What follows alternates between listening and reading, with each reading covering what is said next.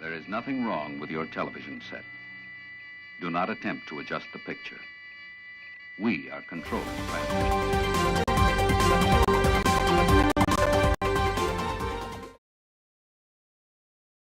Hello, everybody. Happy Friday to you.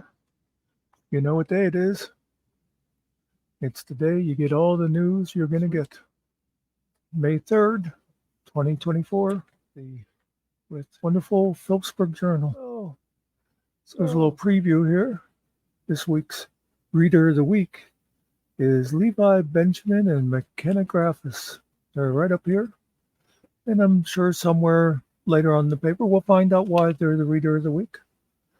Why they are the Reader of the Week. Oh, okay. They actually did put an S on it. I'm sorry, Journal. I prejudged you on that one. Okay. Let's see. Rush Township to hold special solar meeting May 7th. Yeah, haven't they done this before? I swear we've been reading about this every week. And apparently somebody wants to put in solar power, and the people of Rush Township said, oh, God, no, we prefer coal to be spewing in the air. I don't know. Here's 14th group of grads prepared to receive William Keno Beezer scholarships. Trying to see what the scholarships are given for. Sending out letters to raise funds for the scholarship. Some people gave $1,000. I've told you before, give me the news up front. Tell me what the scholarships are for, and then maybe I'll read the rest of the stuff where they say how they raised the money for them or whatever. Okay, here's one my niece and nephew would like, because it says grateful for greenery, and they are always happy for greenery. Harvesting herbs for a aeroponic tower garden at Decatur Village. That would be Eileen Cox and Dorothy Wigfield. Right there. It's a picture of them with their massive garden. It's kind of neat that you can just grow plants just by like having them hang out there in midair. Okay. Here's the happenings page. You got Commonwealth University in Clearville to host Lifelong Learning Institute. Yeah, who cares? What have we got to learn? We got some places doing a blood drive, it looks like. Blood supplies are at a 20-year low. That's going to be in Phillipsburg, May 7th at the Methodist Church. That's always a good thing to do. Go donate blood. And, Granny Muckster used to say, do as I do, not as I say. Do as I say, not as I do.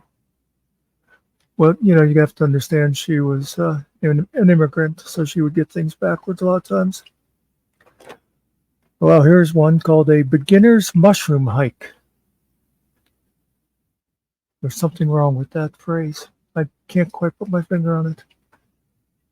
But from 9 to 12 on May 11th, the Clarion Conservation District. That's not around here, is it?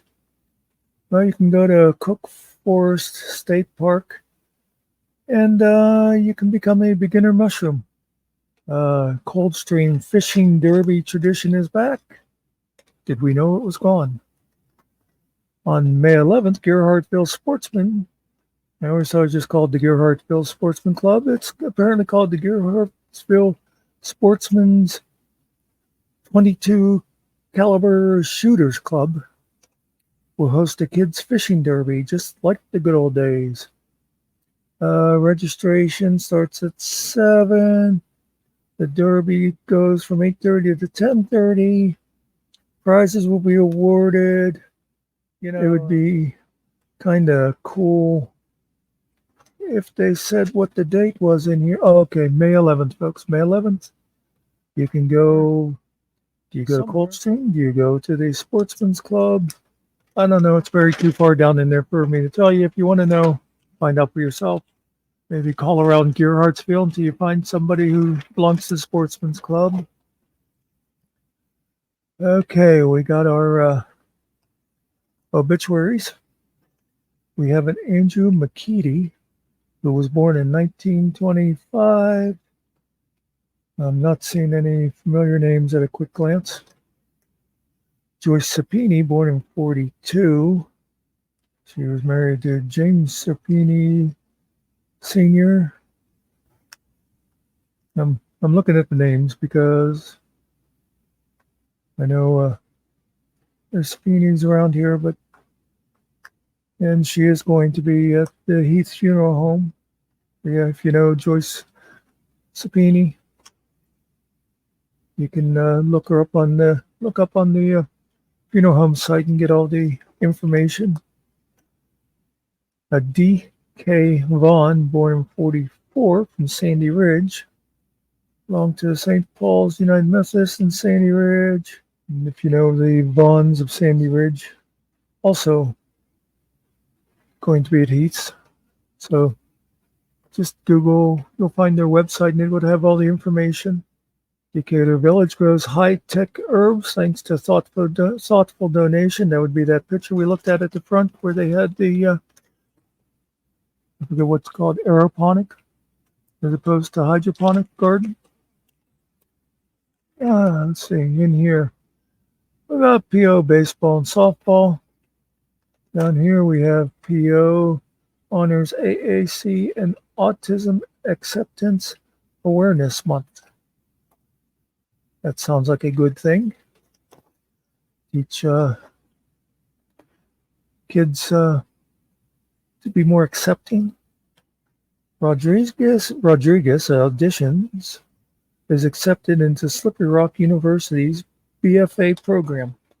Now, is this person's name Rodriguez auditions? I mean, let me show you this headline so you don't think it's just me stuttering. Yeah, see that? Rodriguez auditions is accepted.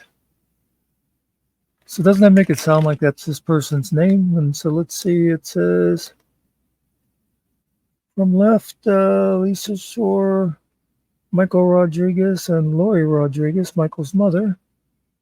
Michael's a senior and he auditioned and was accepted into the BFA acting program. But, shouldn't it have been like Rodriguez auditions and was accepted, not Rodriguez auditions is accepted? I mean, I don't mean to criticize the journal's editors, but how could I help it? Okay, let's go past another 12 pages of ads and see. You can experience the 13th Annual Center Gives, a 36-hour online fundraiser to support Seneca County nonprofits. That sounds very important, but I live in Clearfield County. Oh, classifieds. Hey, do you need extra cash? Somebody's buying cars, trucks, and equipment scrap. Oh, here's one I often find interesting, the memory lane. We have a picture from Phillipsburg in 1925. Across the street from Henry Schlatter's barber shop, there's a 1925 photo. I guess that was a 1925 RV.